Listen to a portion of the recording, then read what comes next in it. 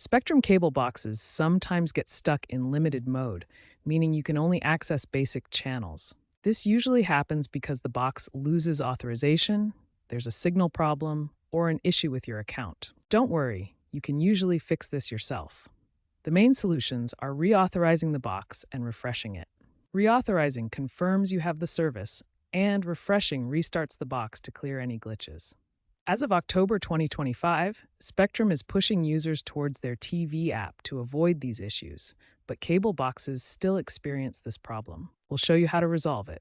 First, reauthorize your Spectrum box by logging into your Spectrum account via the Spectrum app or their website at spectrum.net. Once logged in, find your cable box in the account settings and select the Reauthorize option to confirm ownership and service eligibility. Next, refresh the box with a soft reboot.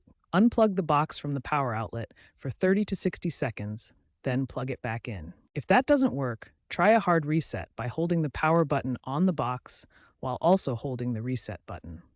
Also, ensure your cable connections are secure and check for any service outages in your area through the Spectrum website or app. If issues persist, contact Spectrum support for further assistance.